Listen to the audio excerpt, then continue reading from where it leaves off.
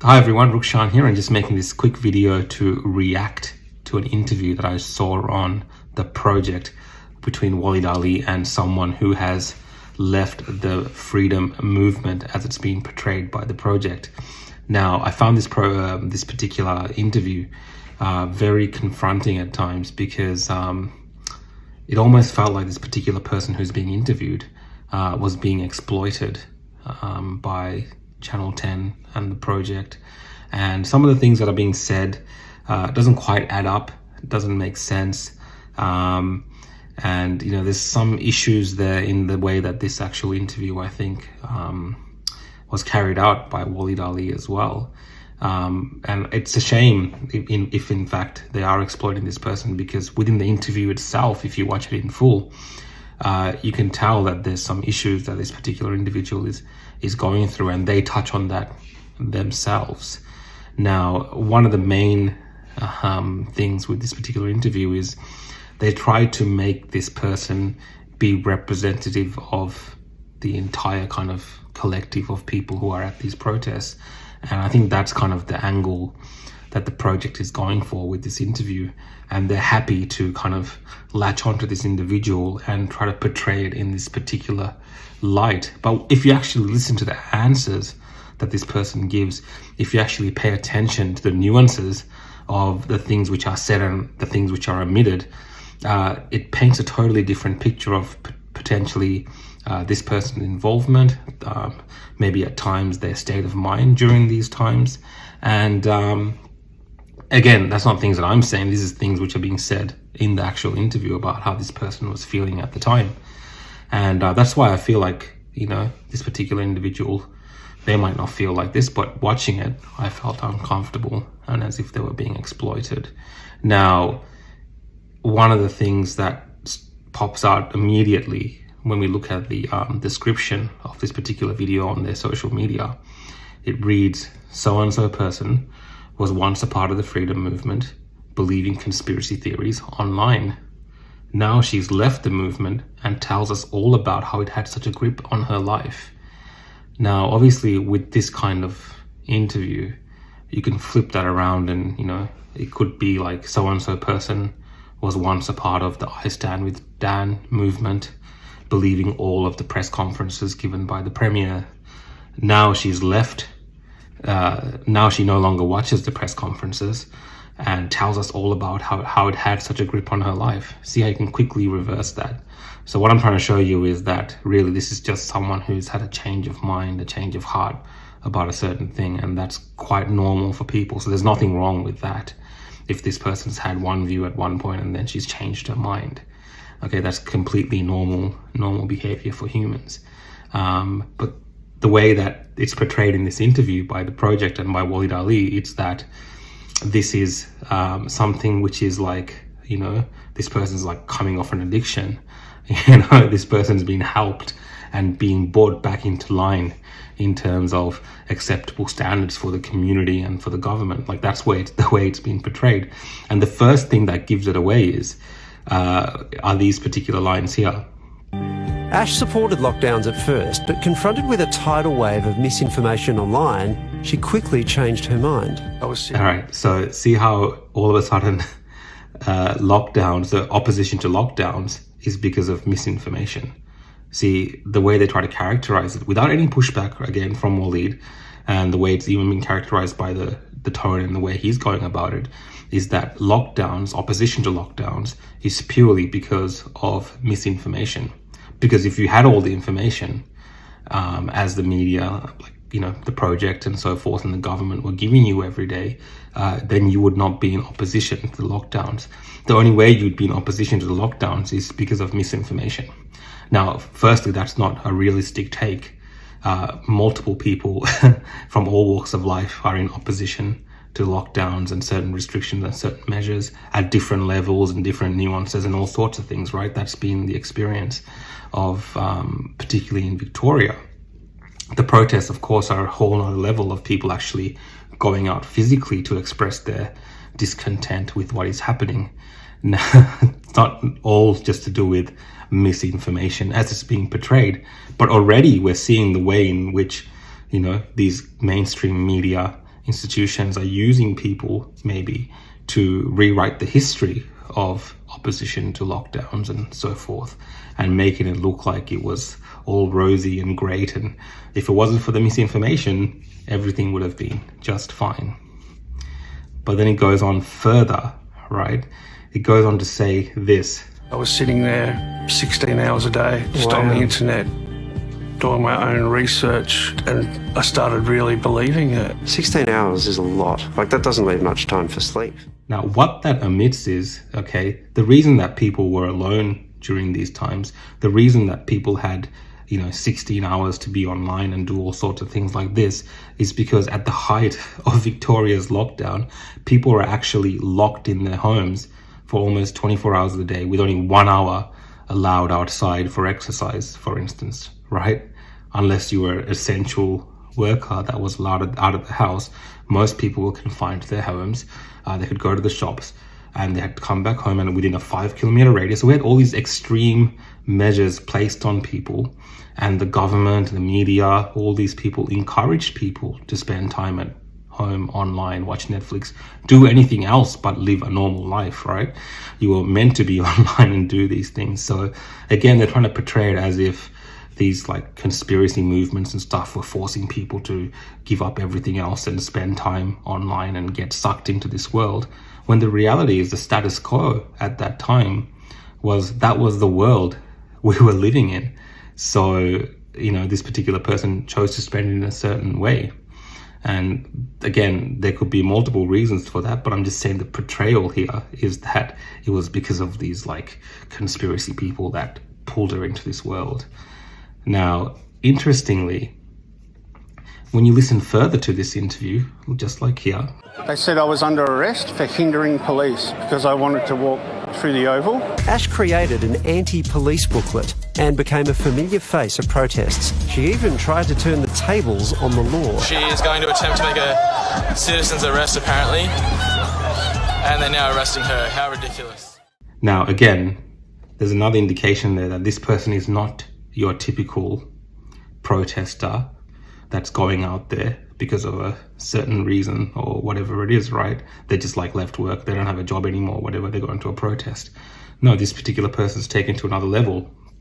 They're now more of an activist. They're creating pamphlets, they're creating certain things that you can do against the police. So they've gone to another level. And then if you're creating a pamphlet, it means you're going to these protests, you're distributing these pamphlets to other people in the hope that they will follow along with what's written on those pamphlets or whatever it is.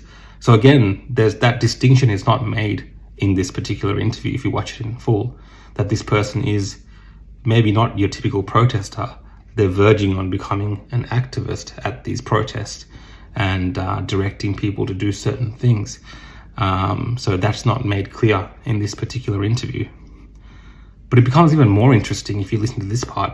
Ash says her family didn't support her views, so she cut ties with them. She saw the other protesters as her brothers and sisters until they abandoned her one day. The police, say, 100 metres away, walking towards us. I go, okay, no, we're going to stand our ground. What they're doing isn't ethical, and I'm like marching with my flag, and I turn around and they've all buggered off. All the other protesters? Yeah, including one of the leaders.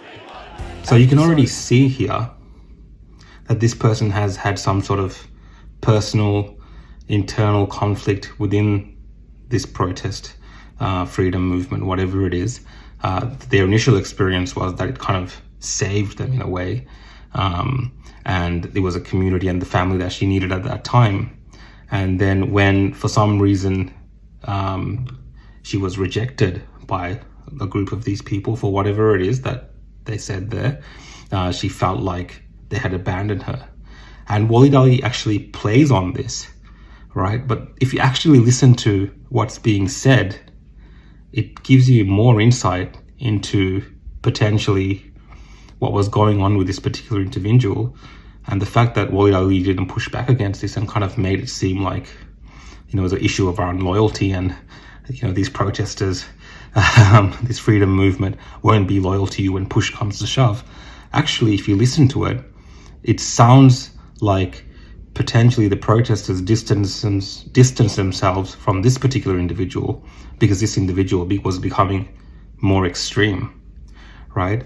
Because you're getting this instance where this person is saying, we saw police walking up to us. I was going to go walk up to them, stand my ground and confront them. And the other people that were with me, including a protest organizer, according to this person, when she turned around, they were no longer there. They didn't want to be a part of that. Now, this is the same person who had been making pamphlets about how to confront the police and do these things. So it's possible that this person was becoming a bit more on the extreme side of these protests and doing things in the extremities that people around her were feeling uncomfortable with and wanted to distance themselves and left.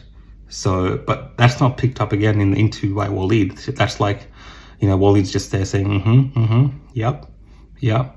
But if you listen again very carefully, that should throw up a red flag because there's something else going on here. And, and then apparently the police befriend this person. She changes her mind about the police and all these kind of things, which is all completely fine. And, it's possible that this happens and they feel great shame and guilt about their behavior. Again, all normal human responses and potentially an internal kind of conflict that she's resolved through this manner. Ash decided to cooperate with police. They didn't arrest her, just told her to go home. The police rock up at my door a few days later, 6 of them. Normally I'd get up and F off this and slam the door and stuff, and I kind of gave it up. They were treating me very well, and they're like, we've got families too, and we don't necessarily want to be at the protest, but that's our job as law enforcement. Over the following weeks, police dropped over to Ash's place a few times. I was blown away that they come just to check up on me. These people are kind of treating me better than some of the leaders of the protest movement did.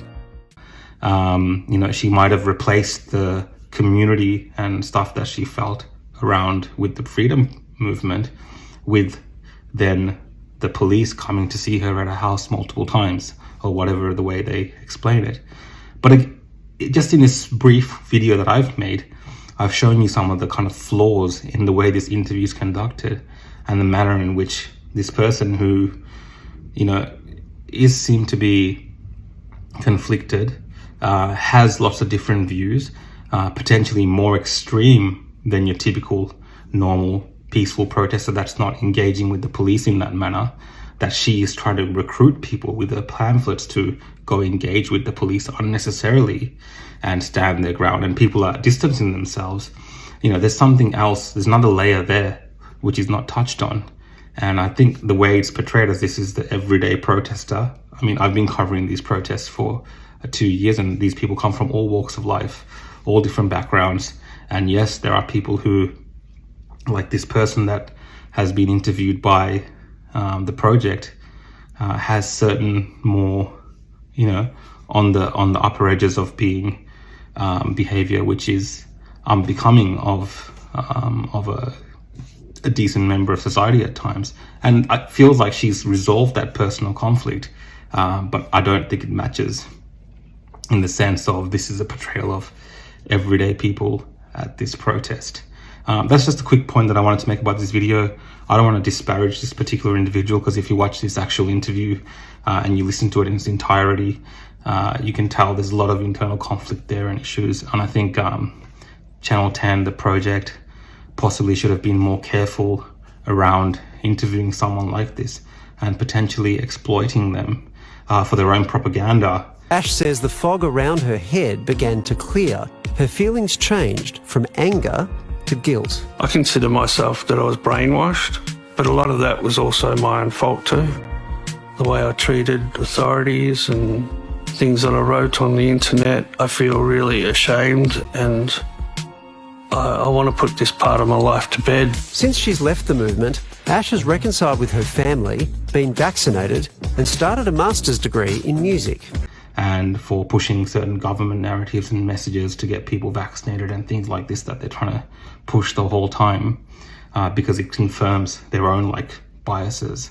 It's not as balanced as you think this interview is. And I'm just going to leave this video with the end of their video and the discussion they had. You can look up this video on the project if it's still there on their social media. I know they've already disabled people commenting on the video, so it might not be there. You know, this is how things work these days. But again, everyone, thank you for watching this video, and see you all next time. Do you think that those of us in society looking at the protesters and kind of being really dismissive and scornful of them, do you think we're making a mistake? Yeah, I think there needs to be a little bit more understanding that they're human beings. Right or wrong, that's what they believe, and they deserve a little bit more compassion, I'd say. Gosh, that desire to be connected and to be part of something is such a strong desire. And you can see how quickly it happens. You think of your own phone, how quickly the algorithm changes, and then you start getting fed all the same information, and before you know it, that is the truth, that your truth, because you're not seeing anything else. So it was a matter of weeks. Yeah. It's extraordinary how fast that happens. I've heard that a lot about the idea that it's like going to a rock concert. Or like, I've been looking at the Canberra convoy, and that feels like a festival almost. Like they're sharing food, they're taking care of each other, they're singing songs together. There's just this other side to it that's that most of us don't understand. Yeah, and I feel that the point that's so important is the point at the end about listening to each other. And I think when you stand and yell at people, either way, no one's going to take being yelled at and say, yeah, good point. Yeah. So it's a matter of listening to each other. She wasn't argued out of it. No. It was people she just wanted people to listen to each other. Yeah. And if you do find yourself in need of help for any reason, crisis support is available 24/7 through Lifeline on 13 11 14.